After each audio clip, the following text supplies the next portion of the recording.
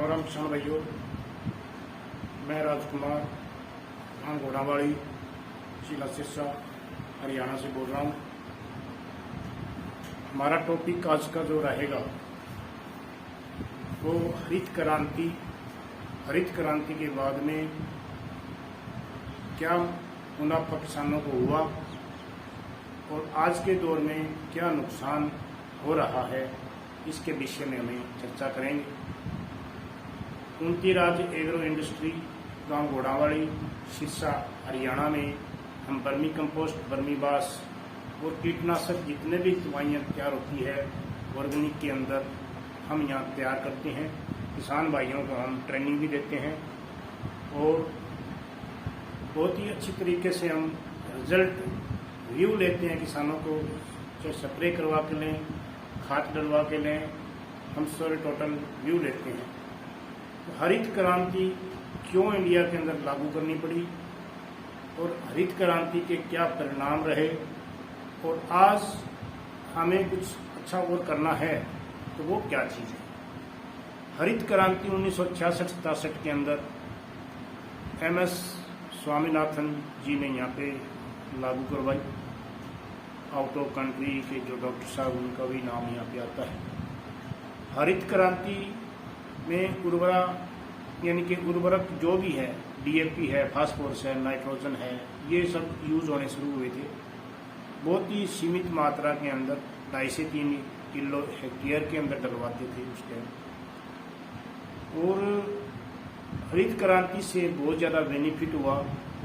हरित क्रांति के अंदर साथ साथ के कुछ संकर बीज, जो हाइब्रिड बीज है, वो भी इंडिया के अंदर लाए गए, जिसमें गेहूं का बीज है, चावल का बीज है। ये संकर बीज यहाँ पे अच्छे बीज लेके आए, तो यहाँ पे काफ़ी मात्रा में पैदावार की बढ़ोतरी हुई। ये इसलिए किया गया कि हिंदुस्तान आज़ाद होने के बाद बहुत से अकाल पड़े, बहुत बारिश नहीं हुई थी, पानी के साधन कम थे, सिंचाई के साधन कम थे।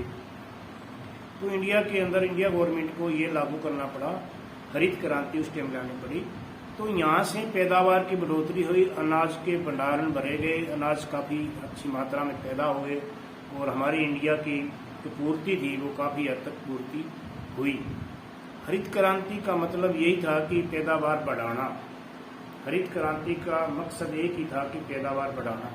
तो इंडिया गवर्नमेंट ने इसीलिए यहाँ पे उर्वरक शुरू किए, जो DAP, यूरिया है, फास्फोरस, नाइट्रोजन की बात कर रहे हैं, ये जो है इसीलिए लागू की गई। धीरे धीरे ये किसान भाइयों ने काफ़ी मात्रा में ज़्यादा यूज करना शुरू कर दिया और 2000 तक जाते जाते प्रत्येक एकड़ के अंदर 2.5-3 बैग डालना शुरू कर दिया। 1 से 1.5 बैग डालना शुरू कर दिया और 2015 के बाद तो 3 से 4 बैग पे आ गए किसान। इससे हमारे अनाज के अंदर जो पावर थी, शक्ति थी, वो कम होने लगी, क्योंकि ये नाइट्रोजन और फास्फोरस की वजह से हमारे अनाज जो है पैदावार तो अच्छी आ रही है, लेकिन खाने में इतना बढ़िया नहीं रहा है। केमिकल की वजह से जहर पैदा हो चुका है।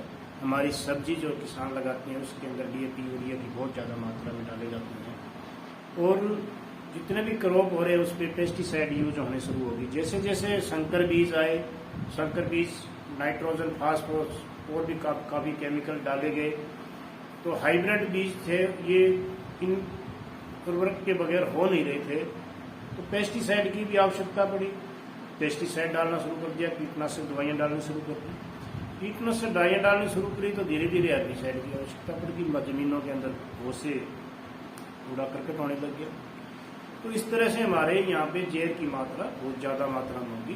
तो आते आते अब हमारे जो खा रहे हैं, हमारे पशु हमारे बीमार हो रहे हैं, हम खुद बीमार हो रहे हैं।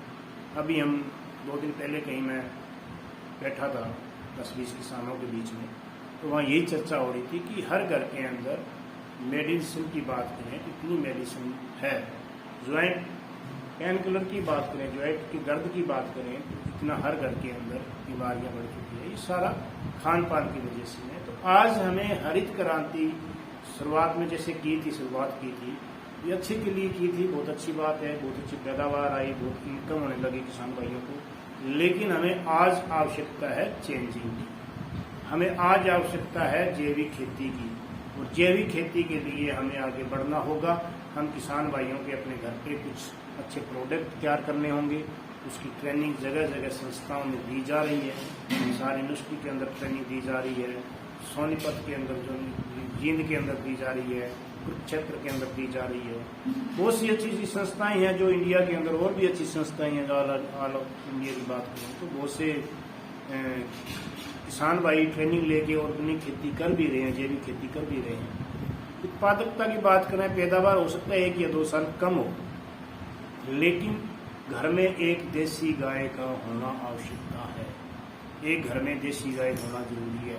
अगर आप देसी गाय घर में रखते हो, उसका गाय का पेशाब और गाय के गोबर इकट्ठा करके उसको खेत में यूज करोगे तो वो आपको बहुत ही बेहतरीन रिजल्ट आएगा। कीटनाशक के लिए ट्रेनिंग लोगे तो हमारे दुनिया भर के ऐसे पेड़ खड़े हैं जिनके, जैसे कि नीम की बात करूँ, नीम का पेड़, उसकी निमोली काम आती है, उसके पत्ते काम आते हैं। ऐसे बहुत से अच्छे जो हमारे इधर घास फूस के रूप में भी मिलते हैं, जिनके हम दवाई ट्रीटमेंट तैयार करते हैं तो ट्रेनिंग भी देते हैं। तो किसान भाइयों से मेरी एक ही निवेदन है, एक ही प्रार्थना है कि आपने कम से कम पशुओं के लिए चारा, पशुओं के लिए चारा, जो चारा डालते हैं, चराने के लिए करते हैं, उसमें वीकली यानी कि हर सप्ताह उसमें 5 किलो से लेके 15 किलो तक के एक कनाल के अंदर यूरिया डाल देते हैं।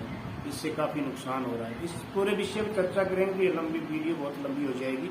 मैं छोटी छोटी वीडियो बना के प्रत्येक किसान तक पहुंचाने की कोशिश करूंगा।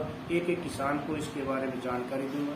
अधिक जानकारी के लिए हमारे पास आके यहाँ घोड़ावाड़ी गाँव में आके हमारे से ट्रेनिंग ले सकते हैं, जानकारी ले सकते हैं। तो सभी किसान भाइयों से मेरी एक ही बात है, एक ही निवेदन है कि हरित क्रांति से जो पैदावार की तरफ बढ़े थे, आज हमें पैदावार की कोई कमी नहीं रहेगी। चारे के अंदर मैंने अभी थोड़े दिन पहले मेरे पड़ोसी गांव के अंदर ज्वार के अंदर डलवाई थी। आज उनका फोन आया कि हमें बर्मी पास पहुंचाए। उस खाद का इतना बढ़िया रिजल्ट आया किसान भाइयों को कि आज अभी मैं फील्ड देखने जाऊंगा तो इतना गजब के रिजल्ट है। तो आप वर्मी कंपोस्ट खाद यूज कीजिए, केचुआ खाद जो यूज कीजिए। गांव घोड़ावाड़ी में उनकी राज एग्रो इंडस्ट्रीज को तैयार कर रही है, बहुत अच्छी बढ़िया तरीके से कर रही है। मैं ऑलरेडी मार्केटिंग करता हूँ सीड एंड पेस्टिसाइड कंपनियों में, तो मैं वाकिफ हूँ इस चीज़ के बारे में और अच्छे लोगों से जानकारी लेके किसानों तक पहुँचाने की कोशिश करता हूँ।